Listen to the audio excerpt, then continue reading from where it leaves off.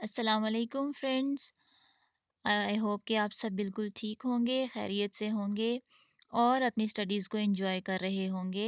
Students, आज का जो हमारा टॉपिक है वो भी बहुत ही ज़बरदस्त है, जो कि prologue to the Canterbury Tales by Geoffrey Chaucer से लिया गया है। एट्थ कैरेक्टर है the clerk of Oxford. Students, हम ये देख सकते हैं कि कितना ही खूबसूरत आर्ट ऑफ कैरेक्टराइजेशन है चौसर का, जो कि बहुत ही ज़्यादा फेमस है इंग्लिश लिटरेचर की दुनिया में।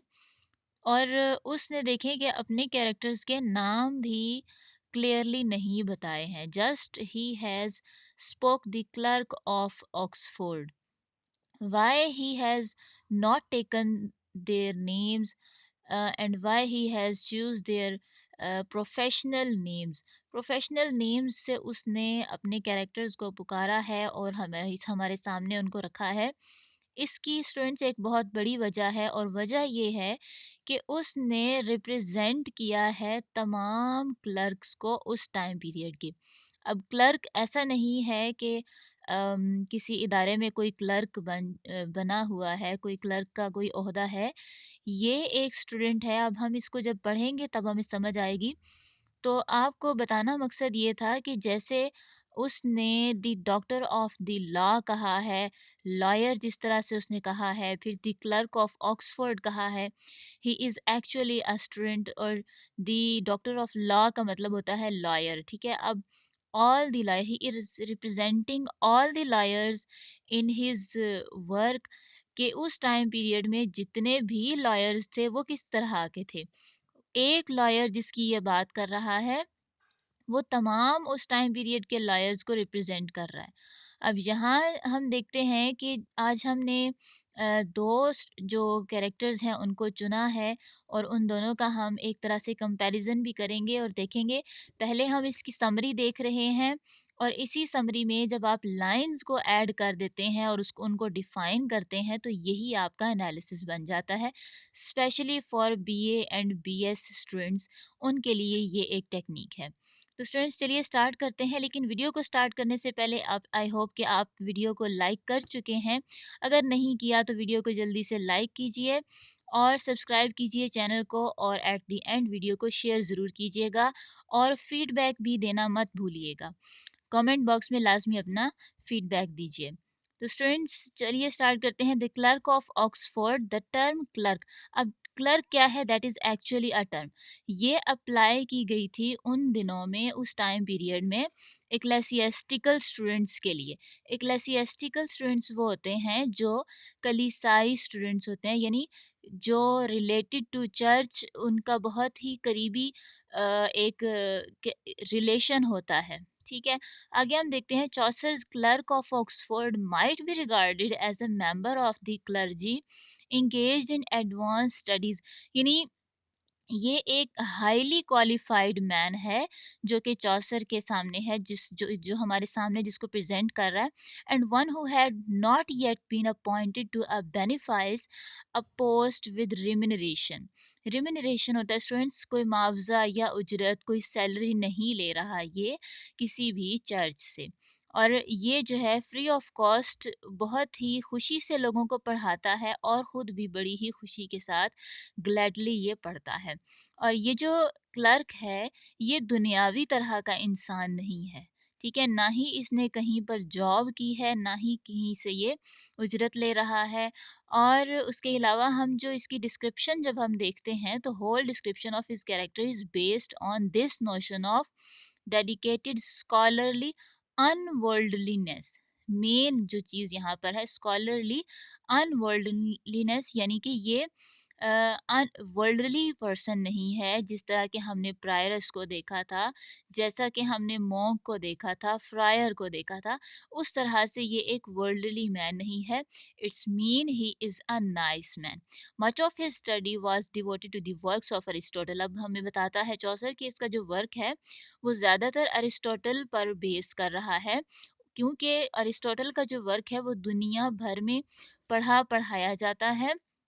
और जो अरस्तू है उसने बहुत सारी अपनी थीसिस पेश की हैं, बहुत सारे आर्गुमेंट्स दिए हैं, बहुत सारे बहुत सारी चीज़ों की उसने डेफिनेशंस दी हैं हमें। और इस तरह का जो उसका एक्सटेंडेड स्कॉलरशिप है उसकी, वो फाइनेंशियली डिफ़िकल्ट होती है। अब देखें कि हम ये देख रहे हैं कि ये जो स्कॉलर है एक, जो जिसे चौसर हमारे सामने बयान कर रहा है, इसको बताते हुए वो हमें बताता है कि इसके पास कोई बहुत ज़्यादा माल दौलत भी नहीं है, गरीब सा है, इसका जो ड्रेस है वो भी कोई ख़ास नहीं है, लेकिन इसके जो फ्रेंड्स इसको गिफ्ट्स देते हैं, उनसे ये अपना काम चला लेता है।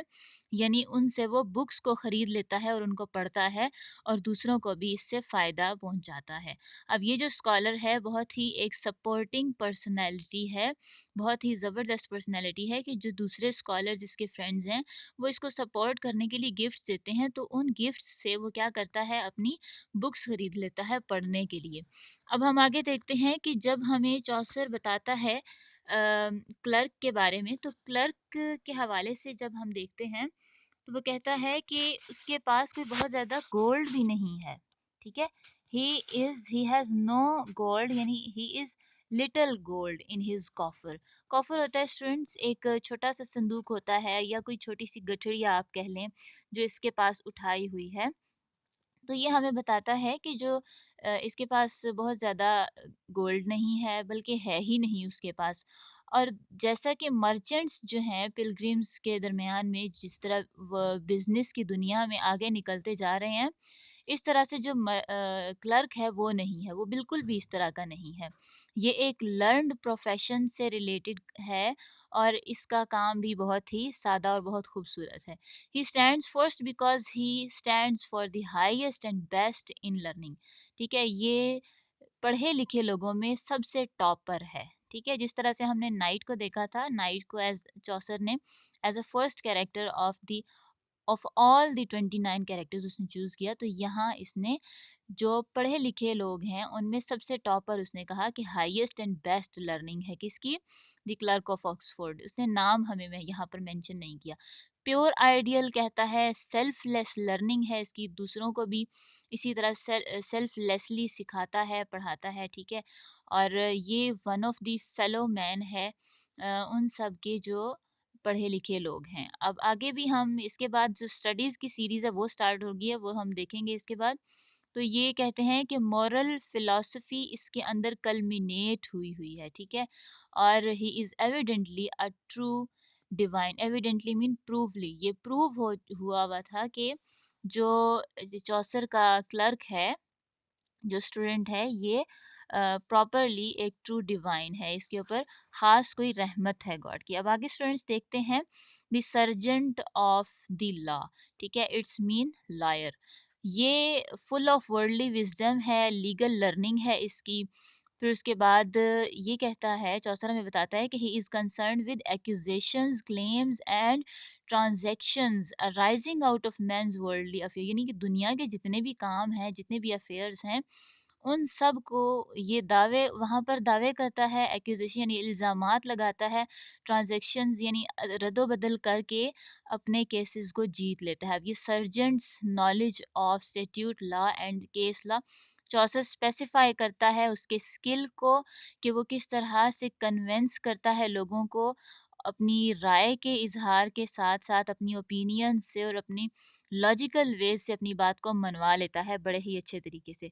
अब स्टूडेंट्स आगे वो हमें बताता है कि ये जो चौसर का जो सर्जेंट ऑफ द लॉ है, जो लॉयर है, ये बहुत ज़्यादा इसकी प्रॉपर्टी है, लैंडेड प्रॉपर्टी इसने एक्वायर की हुई है मीन वेज से, ठीक है, रॉन्ग वेज से। और इसके पास जो नॉलेज की एबिलिटी है लॉयर के पास, इसके लिए चौसर कहता है कि वी कैन नॉट क्वेश्चन, हम इस पर सवाल नहीं उठा सकते, नो डाउट कि he has more than knowledge than others. Thus, this man could recite all the cases and judgments that had taken place from the time of William the Conqueror, जो king William था उस time period से लेकर इस time present time period तक जितने भी cases थे वो सारे के सारे इसने स्टडी किए हुए थे, तमाम केसेस इसने स्टडी किए हुए थे, जिसकी वजह ये थी कि ये बहुत अच्छे तरीके से अपने केसेस को हैंडल करता है. He could so draw up a deed और draft a document so well that no man could find fault with it, कि कोई भी शख्स कोई भी पर्सन इसके केस के अंदर फॉल्ट नहीं निकाल सकता. इतने ही ज़्यादा ये क्लियरली अंदाज से अपने केस को जीत लिया करता था. अब चौसर वो हमें कहता है कि ये जो लॉयर है ये वेरी एंड वाइज है, लेकिन कनिंग मैनर्स से, गुडनेस के मैनर्स से नहीं. ठीक है, कनिंग मैनर्स पर जो है ना एम्फोसाइज किया गया है, और ग्रेट रेवरेंस है इसकी. जैसे चौसर हमें लाइंस में कहते हैं he seemed so his words were so wise, यानी उसके वर्ड्स जो है बड़े ही वाइज हैं, लेकिन कनिंग मैनर में, गुडनेस के मैनर्स में नहीं. और वो एक्वायर करता है लार्ज नंबर ऑफ, बहुत ज़्यादा इसके पास कपड़े हैं और इसके पास दौलत भी बहुत ज़्यादा है. लैंड इसने बहुत सारी एक्वायर की हुई है, पोजेशन है, लैंड पोजेशन है इसकी.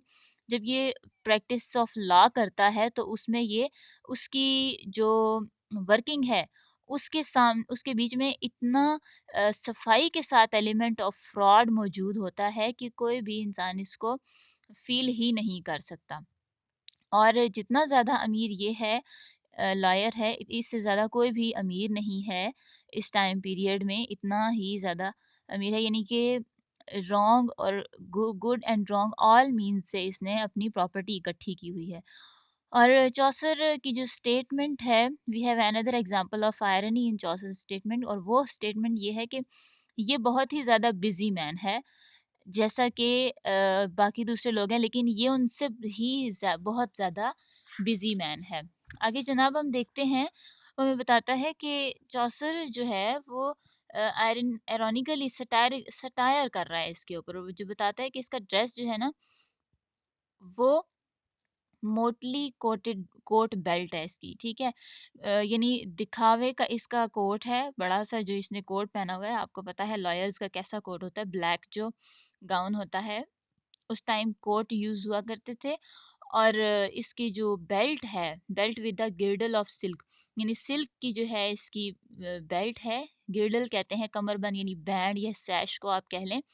और रंग बिरंगा इसका कोट है, दिखावे का प्रिटेंड है, यानी दिखावे का बिजी इंसान है ये.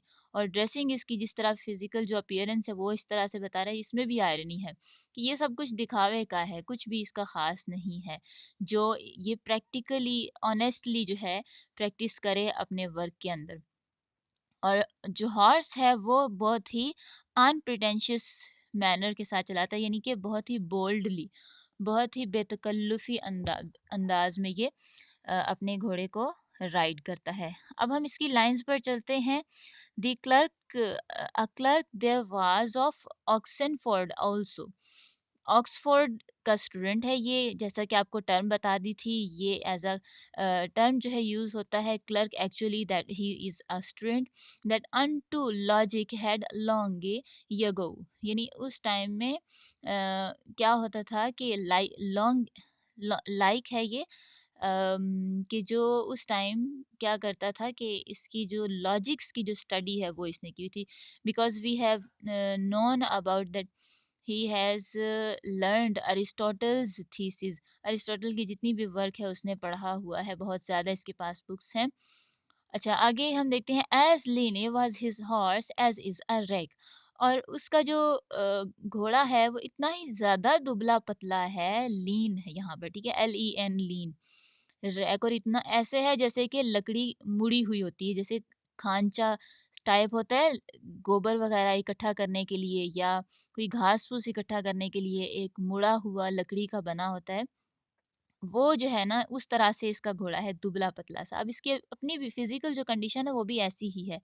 नेक्स्ट लाइन पर चलते हैं. And he nas nat right fat I undertake. और वो कहता है कि मैं जो है I can dare say that he was himself not quite fat either, वो खुद भी इतना मोटा नहीं था। अगर उसका घोड़ा इस तरह की कंडीशन में था, वो खुद भी पतला सा ही था, सूखा सा। But looked hollow and thereto soberly, लेकिन क्या होता है कि वो खाली मखूली लगता है, बेचारा इतना कमजोर है और सोबर इंसान है। Full threadbare was his over court court पे, बता रहा है हमें कि उसका जो कोट है, जो ओवरकोट है उसका, वो भी बिल्कुल फटा पुराना फरसूदा सा है। थ्रेड बियर यानी कि जैसे हम कह सकते हैं कि उसके धागे निकले हुए हैं, इतना ज़्यादा पुराना सा है। For he had a gotten him yet no benefits, और वो कहता है कि बेनिफिट्स होता है बेनिफिट, यानी कि कोई आमदनी है उसकी, फाइनेंशियली कोई भी उसको सपोर्ट नहीं करता, जैसा कि चर्च से जो एक स्पेसिफिक आमदनी आ रही होती है वैसा नहीं है। आगे वो हमें बताते हैं ने was so worldly for to have office, और इतना ज़्यादा वर्ल्डली नहीं था, इतना ज़्यादा दौलतमंद भी नहीं था कि वो अपना ऑफिस बनाकर बैठ जाए वहाँ पर काम करने के लिए, या कोई एकेडमी बनाकर कि स्टूडेंट्स वहाँ पर उसके लिए उससे पढ़ने के लिए आए। For him was lever have at his bed's heed, और उसके जो बेड है, लिवरी स्टूडेंट कहते हैं कि जो क्लर्क है उसका जो सरहाना है, ठीक है, बेड्स हीट, बेड का जो हेड साइड है, HEAD हेड है ये, बेड की जो सरहाने वाली जो साइड है वहां पर 20 बुक्स उसकी पड़ी हुई हैं, क्लैड इन ब्लैक और रीड, और जो कि बंधी हुई हैं ब्लैक और रेड कलर्स के अंदर। ऑफ अरिस्टोटल, यानी कि उसने बांध के रखी हुई हैं अपने पास, हर वक्त उसके सराहने पर 20 किताबें मौजूद होती हैं। Of Aristotle and his philosophy, जो कि अरिस्टोटल से रिलेटेड है और फिलोसफी से। देन रॉब्स रिच और फिथल और गे सॉड्रे, और वो यहाँ पर हमें बताता है कि जो उसके लिए अमीर, वो इतना ज़्यादा अमीर नहीं था, वर्ल्डली माइंडेड नहीं है, to run after any secular office, ये तो बता चुके कि 20 बुक्स हर वक्त उसके पास मौजूद हैं रेड लेदर के कवर में। और फिर हमें वो बताता है कि जो उसकी बुक्स हैं फिलोसफी और अरिस्टोटल पे से रिलेटेड, वो उसके लिए ज़्यादा मायने रखती हैं, वो उसके लिए ज़्यादा जो है प्रेफरेबल हैं, बजाय इसके कि वो खूबसूरत लिबास पहने। और फितल और गे सॉल्डर, या फिर वो फितल स्टूडेंट्स कहते हैं वायलिन टाइप, एक बजाने वाला तारों वाला एक बरबत का आप कह सकते हैं बरबत नाम होता है। एंशियंट टाइम पीरियड में ये एक जो है इंस्ट्रूमेंट है फॉर प्लेइंग। गे सॉल्ट्रे यही है, सॉल्ट्री है एक्चुअली, PSALTERY ये स्पेलिंग है इसके। और यहाँ पर कहते हैं कि एंशियंट प्लेइंग इंस्ट्रूमेंट है ये एक एक्चुअली, और अब आई थिंक सो नहीं होगा। बट कहते हैं इन सब चीज़ों से ज़्यादा इंपॉर्टेंट उसकी अरिस्टोटल और फिलोसफी की बुक्स थी। But all B that he was a philosopher, लेकिन वो कहता है कि बीइंग अ फिलोसोफर वो क्या है, yet had a be he but little gold in coffer. वो कहता है कि वो एक जो है अपने कंटेम्प्रेरीज जो एल्केमिस्ट हैं उनकी तरह उसके पास कोई गोल्ड कुछ भी नहीं है, कोई मेटल की चीज़ नहीं है, ना ही गोल्ड है। लेकिन वो कहता है कि उसके जो कॉफर है, यानी उसके जो फ्रेंड्स उसको देते हैं, but all that he might of his friends hand, friends यानी फ्रेंड्स FRIENDS, फ्रेंड्स MY की जगह यहाँ आई आ जाएगा और ई स्किप हो जाएगा।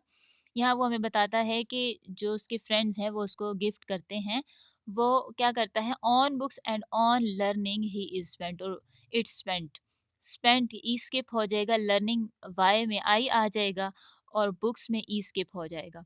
और यहाँ बताता है कि वो जो फ्रेंड्स उसको गिफ्ट करते हैं वो क्या करता है, उसको लर्निंग और बुक्स में स्पेंड कर देता है। And busily gan for the souls pray, कि वो जो है अक्सर जो है बिजी रहता है दुआएं करने, प्रेज PRAY प्रे है, सोल्स में ई स्किप हो जाएगा, किसकी रूहों के लिए दुआएं करता है, वो बिजी होता है, BUSILY busily. For him that yaf him where with to scholar, जो उसके स्कॉलर बनने में, जो उसके स्कॉलर्स हैं जो फ्रेंड्स उसके लिए हेल्प करते हैं, किस चीज़ के लिए, उसकी पढ़ाई के लिए। जैसा कि हमने पीछे देखा है कि उसके फ्रेंड्स जो हैं उसको हेल्प करते हैं बाय गिविंग हिम गिफ्ट्स, और वो उन गिफ्ट्स से क्या खरीदता है, अपनी बुक्स खरीद लेता है। तो वो उन लोगों के लिए दुआएं करता रहता है, उनकी रूहों के लिए दुआएं करता है।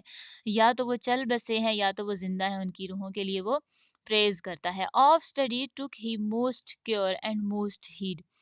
अब यहाँ वो हमें बताता है कि जो उसका ध्यान है वो ज़्यादा वो यानी बहुत ज़्यादा कॉन्शियस और केयरफुली स्टडीज़ करता है और दूसरों को पढ़ाता है। Not o words back he more than was need.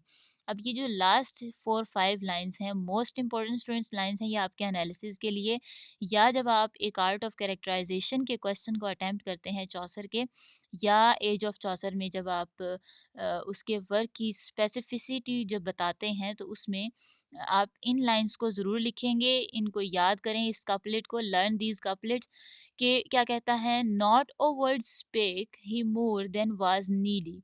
यानी स्पेक होता है स्पीक, मोर होता है मोर, मोर देन, नॉट होता है एन ओ टी, नॉट, कि वो कोई ऐसा लफ्ज नहीं बोलता जिस लफ्ज की जरूरत नहीं होती है। And that was said in form and reverence.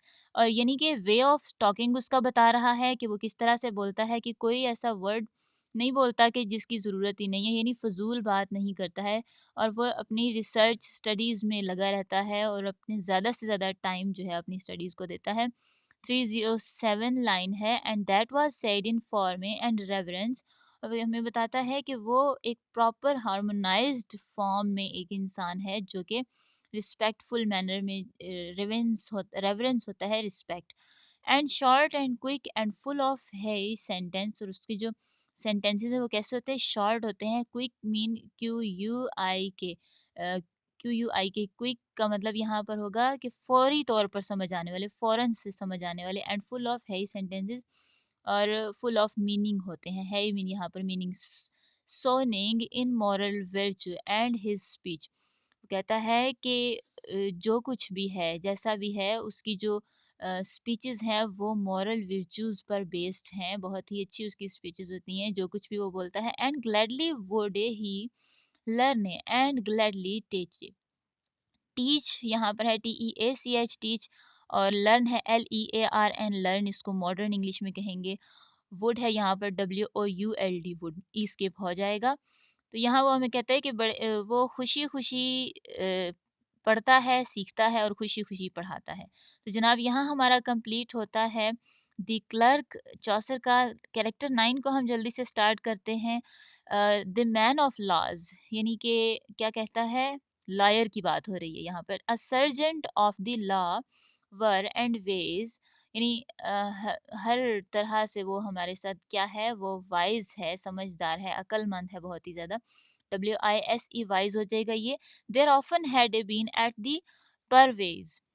और यहाँ वो हमें कहता है कि वो ये जो चौसर का जो लायर है, इसके बारे में बताता है कि ये अक्सर अपने क्लाइंट्स के साथ बिजी रहता है, और यहाँ पर ये सेंट पॉल के पोर्च में ये ज़्यादा से ज़्यादा टाइम स्पेंड करते। There was also full rich of excellence. और यहाँ जो है ये बहुत ही इसको इज़्ज़त मिली हुई है और बहुत ही रेवरेंस के साथ ये टाइम गुज़ार रहा है अपना। Discreet he was and of great reverence, ठीक है? वही बात हो गई यहाँ पर again. He seemed swich his words weren so wise. वो कहता है कि वो ऐसा मैन है, स्विच है सच, SUCH, सच है, ठीक है? SEEMED, सीम्ड, वो ऐसा नज़र आता है, इसी तरह का मैं आदमी है ये। और इसके जो वर्ड्स हैं, वर्ड्स सो वाइज, इसके वर्ड्स बहुत ही वाइज हैं, अकलमंदाना है। Justice he was full often in assize. कहता है कि वो जो है ना, जस्टिस जो है ना, उसको बड़े अच्छे तरीके से उसने पढ़ा है। जो लॉ है, कानून को उसने बहुत ही अच्छे तरीके से अपने आप को ढाला हुआ है। लेकिन आयरनिकली हम इसको आगे भी देखेंगे कि चौसर इस कैरेक्टर पर भी किस तरह से सटायर करता है। By patent and by plain commission के, प्लेन है का मीनिंग है फुल कमीशन, यानी कि क्या करता है, काफ़ी पैशंस के साथ रहता है अपने जो केसेस हैं उसको, उनको हैंडल करते हुए। For his science and for his high renown, और वो जो है लीगली क्या करता है, बड़े अच्छे तरीके से हैंडल करता जाता है और बहुत ही ज़्यादा फेमस मैन है अपने नॉलेज के अकॉर्डिंग, और ग्रेट रिनॉन पर्सनैलिटी है कहाँ पर, एट दैट टाइम। नेक्स्ट जनाब 319 लाइन में कहता है, of fees and robes had he many own, और इसने बहुत सी ज़्यादा फीस रखी हुई है अपनी, और रॉब्स यानी कि उसका लिबास, उसके कपड़े बहुत ज़्यादा हैं जो ये वॉन कर रहा है, यानी जहाँ जहाँ ये केसेस जीतता जाता है तो वहाँ क्या करता है, ये विन करता है, और लोग इसको एज अ गिफ्ट जो है वो देते जा रहे हैं। अब आगे नेक्स्ट लाइन में, so great a purchaser, purchaser was nowhere none, none mean none, N O N E none, के परचेजर का है परचेजर, के ग्रीट है G R E A T, great, और इससे ज्यादा बड़ा कोई भी लैंड ऑनर या परचेजर नहीं है। All was fee simple to him in fact, और इनफैक्ट उसके लिए जो फीस है वो बहुत ही सिंपल सी है। इसका मतलब क्या है, ये आयरनी यहाँ पर शो हो रही है, सटायर यहाँ पर पेश किया जा रहा है कि जो चौसर का ये लायर है ये बहुत ही ज़्यादा फीस लेता है और उसके थ्रू क्या करता है, बहुत ही ज़्यादा ज़मीन इसने पोजेस की हुई है। His purchasing might he not been, in fact purchasing है, वाई की जगह आई आ जाएगा, और यहाँ अगेन माइट में भी आई आ जाएगा और ई स्किप हो जाएगा, नेट है नॉट। इन फैक्ट वो कहता है कि इससे बड़ा कोई भी परचेजर है ही नहीं जमीन का। Now here so busy a man as he there nas, यानी वॉज बिजी। यहाँ पर स्टूडेंट्स ये जो लाइन है ये बहुत ही इंपॉर्टेंट लाइन है। यहाँ पर जो है सटायर उसने किया है, उसने जो है बहुत ही माइल्ड सटायर किया है, हमें यहाँ पर छुपा हुआ नजर आता है कि इतना ज़्यादा बिजी इंसान है। अब एक मेहनती इंसान भी बिजी होता है, लेकिन इसको कनिंग वेज से, मीन वेज से, गुडनेस के वेज से नहीं याद किया जा रहा, and yet he seemed busier than he was, और वो इतना ज़्यादा बिजी है, इतना ज़्यादा अब भी बिजी है जब चौसर हमें बता रहा है उसके बारे में। In terms had he case and dooms all, कि जितने भी केसेस वो देखता है या जो वो लेता है केसेस लड़ने के लिए, तो उनमें लीगल केसेस हैं और बहुत सारी उसको जजमेंट्स का पता है, यानी बहुत सी जो बुक्स हैं उसने पढ़ रखी हैं, कंटेन है, उसका नॉलेज बहुत ज़्यादा है।